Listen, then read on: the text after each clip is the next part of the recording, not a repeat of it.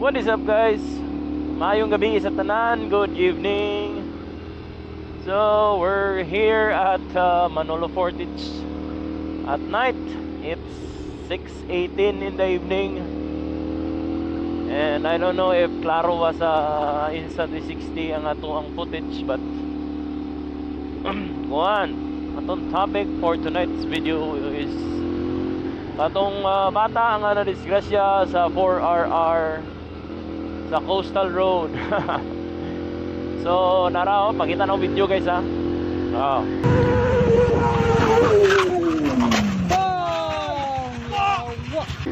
Diba? Napagayad guys, oh, nagkiluoy siya sa iyang papa, kay niabot yung papa.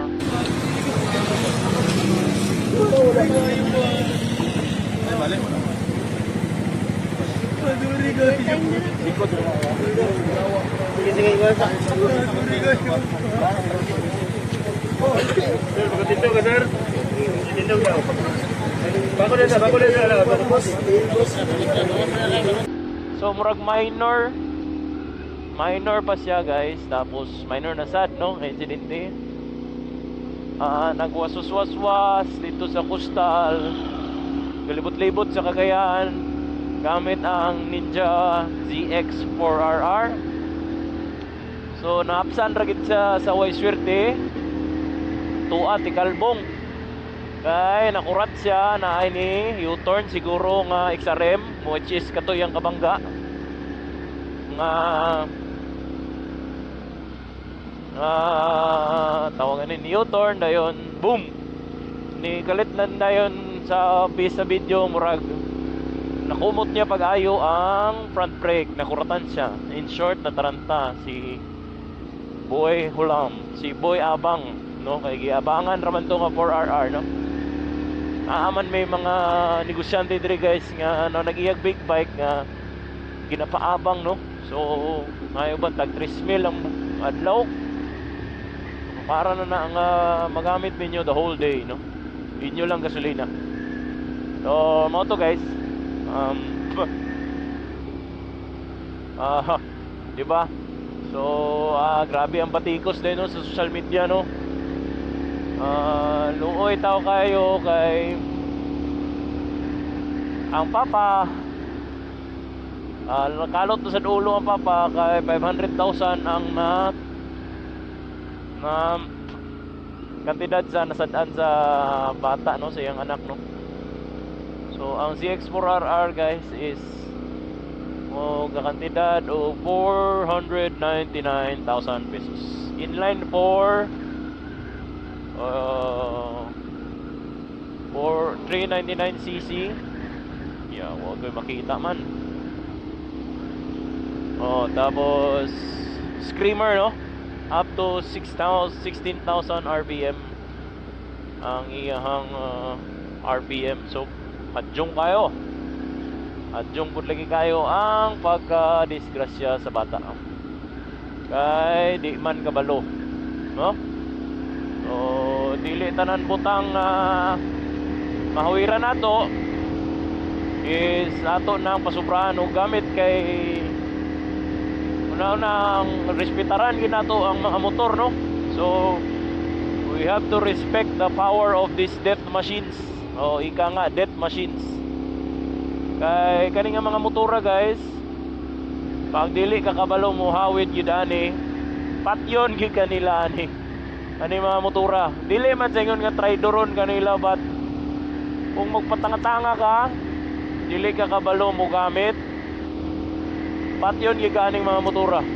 Labi na number 1 mo drive ka ani nga hubog, kay di na nimo siya mahawidan og tarong, di nimo matame og tarong ang kaning mga ginatawag nga death machines no. Kaning nga mga motora capable nimo lahos og 200 kph nga mga motora.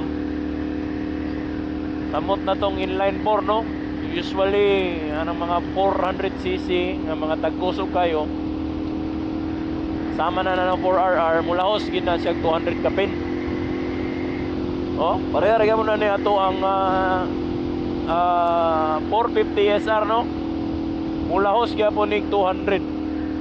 Pero mas kusog ito top speed ang 4RR kay inline 4 man.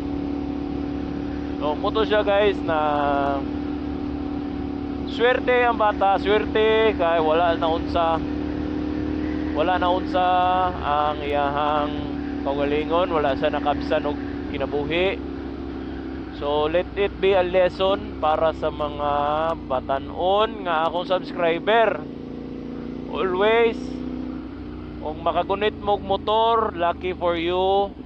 Nakagunit mog motor nga ingana ka kusog. Please respetuoy ang kakusog sa motor. Ayaw pagwara-wara nga mura kag kabalo, no? Ako top speed kung ingana kaya ako 4 years na ko nagmotor unya nagsugod ko sa GPR, no? Motorstar GPR 250 manual tanan, walay rider aid, wala tanan, gahi kayo, murag pa to ang clutch pero gikaya kay ya man ko matestingan kung hilig ba gid ako magmotor, no? So hilig man. So, nagpalit o 450 SR. O, mo to siya guys. Pohon next year o kuan manggaling kung magkasinabot ang ako ang gana o akong bulsa, mag-upgrade na sa tag motor, no? So, abang-abang na lang ta na guys kay kung unsaon tani atong 450 SR, no? Ako kay katol lang gid kayo akong kamot matukod tong racetrack dito sa Libuna. Hopefully next year ma-open to. Birada ta. Dito ta magkinamuti tanan mga rider. Tanahon ta. Ba? Kaya ako guys, wagin ko ganina tanawa yung video. Kaigit ko sa sniper ni Jipoy. Wala gid bay, di gid ako kaya maglisiot-siot gid sa traffic. Mga blind curve, mga kon wala bay.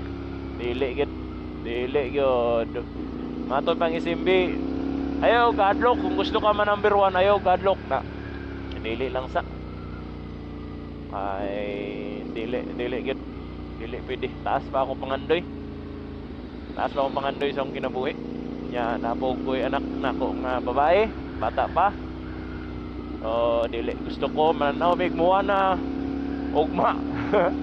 Mananaw mig muana kay gahulat siya sa kuha, no? So mura to ko advice sa inyo guys, mga subscriber na akong mga loyal dia. Pag-amping kamo kanunay and peace out. Bye bye.